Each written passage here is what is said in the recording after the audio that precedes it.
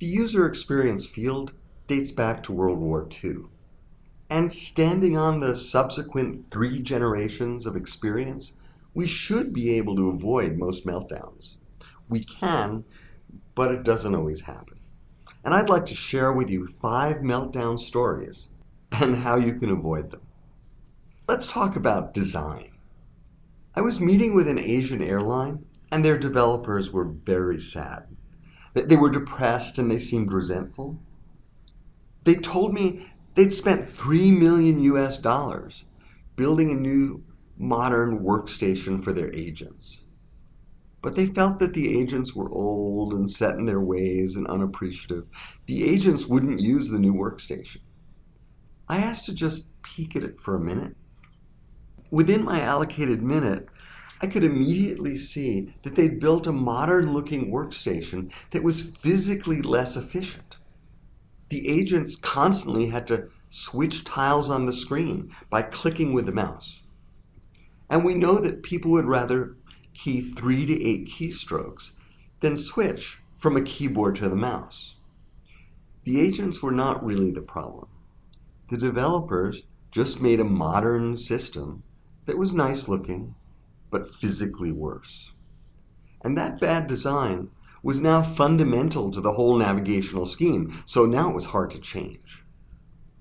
So professional UX staff understand how to tune the design to the type of usage. And applications that are used a lot, all day long, they have to be physically efficient. Let's talk about research. One of our clients makes cell phones, and they made great cell phones. And we did a lot of research, shadowing customers, interviewing them deeply. The ideas that came out of that made them strong in key markets. Then they got a new manager of user research, and we got a request to run a study in India with 3 participants. Now, there are 1 billion people in India, and there are 230 different languages. Which 3 people should we test? They told us they just wanted 3 Indians. And since then, the mobile company has steadily lost market share, shed jobs, and failed to innovate. Even successful companies need to keep at UX work, and good UX work depends on design that's research-based. Like a quality program, UX and UX research, they never go away. Let's talk about localization and cross-cultural design. A major internet financial institution asked us to check if their new e-commerce facility would work well in China. They had translated it from an American application, but they didn't understand the practicalities of the Chinese ecosystem. People do transactions at convenience stores because they want to check that a product is not fake before handing over their money. And there's a lot of time-consuming red tape in banking in China. We begged them not to release the offering, but they said it was already coded, so they'd just go ahead. What was there to lose? And that company, to date, has never recovered and succeeded in China. More than 1 billion people, no customers. In approaching emerging markets, you have to understand the local ecosystem or expect to lose money and reputation. Let's talk about user interface standards. We've done over 400 custom standards to date.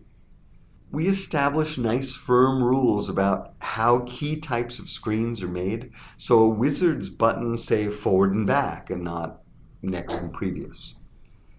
They work great, but the worst meltdown was at a big insurance company in New York. They wanted standards in time to guide their new sales support system, and we worked nights to deliver it on time. 3 weeks after we delivered it, I was there, and I found the standards still sitting unopened under our client's desk. Cobwebs were already forming. Today, we almost always deliver standards in an online format, but that's even easier to quietly be ignored. So there has to be a program of dissemination and support for every standards project.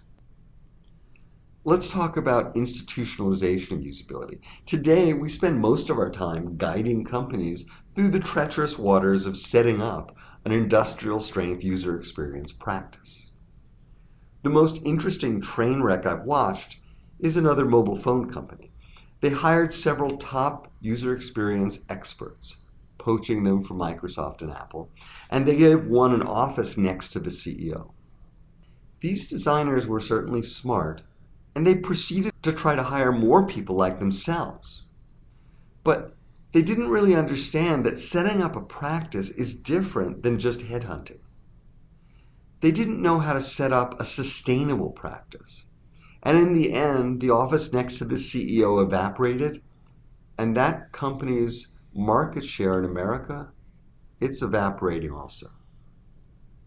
So when we set up a practice in UX, we need to do far more than hire great designers. We need to have championship and governance and methods and standards and tools and more. We need a holistic solution. So I'm happy to say that today we know how to avoid meltdowns. We can do user experience right on an industrial scale. And it's truly a joy to find companies around the world moving on the path to mature user centricity.